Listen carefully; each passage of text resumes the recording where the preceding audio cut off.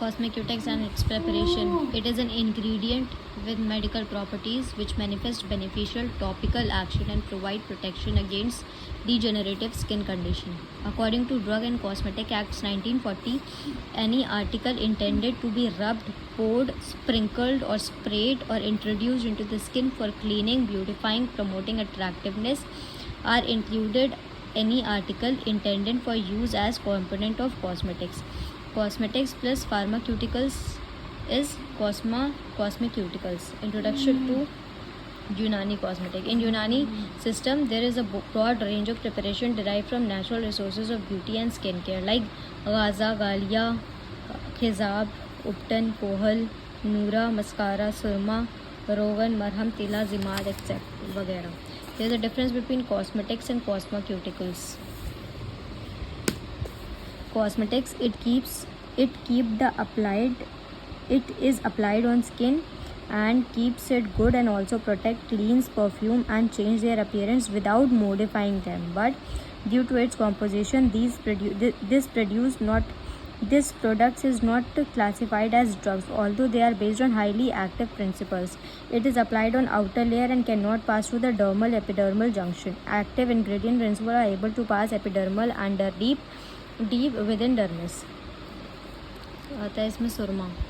सबसे पहले सुरमा, ये आँख में इस्तेमाल किया जाने वाला मुरक्कब है जिसे सिलाई की मदद से लगाया जाता है. इसका इस्तेमाल हुस्न में इजाफ़ा करने के साथ साथ अमराज चश्म में भी बहुत होता है. ये इंतहाई बारीक सफ़ूफ की शक्ल में पाया जाता है और इसको इस्तेमाल किया जाता है. कभी कभी ये मुंजमद या सख्त भी इसे पानी में घरल करके लगाया जाता है. इसमें अलग अलग अफ़ाल की दवाएं भी शामिल की जाती हैं. सुरमा स्याह इसका सबसे आम किस्म है.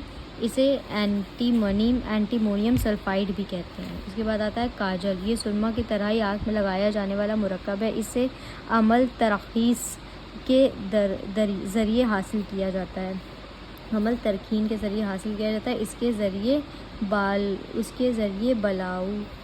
इसके ज़रिए बलकू को स्याह करके आँखों की खूबसूरती और जज़ाब नज़र बनाया जाता है. ये चश्म रियासत के अलावा आइज़ के आँखों के अमराज के लिए भी मुश्तमिल है.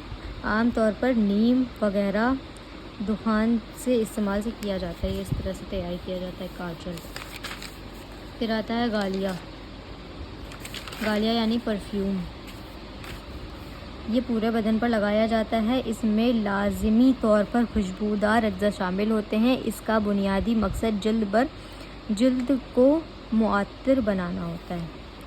फिर होता है गुसूल यानी वॉश. ये एक सयाल दवा है जिसको जिस्म के किसी ज़ख़म को धोया जाता है. इसमें आम तौर पर दवाओं को जोशानदा खिसानदा या महलूल की शक्ल में इस्तेमाल किया जाता है. इसकी 4 सूरतें होती हैं: गुसूल वजह फेस वॉश, गुसूल ज़ख़म वाउंड वॉश, गुसूल राल हेयर वॉश और गुसूल बदन बॉडी वॉश. फिर होता है उपटन. इसको चेहरे पर और दीगर मकामात पर लगाया जाता है. इसका मकसद जल्द के मैल को साफ़ करना होता है, जल्द को चमक लाना होता है. इसमें दवाओं को नीम मुंजमद शक्ल में या लुगदी बनाकर इस्तेमाल किया जाता है. इसको जल्द पर लगाकर थोड़ी देर तक छोड़ देते हैं, फिर आहिस्ता से रगड़ कर छुड़ा लिया जाता है. फिर होता है जिमाद.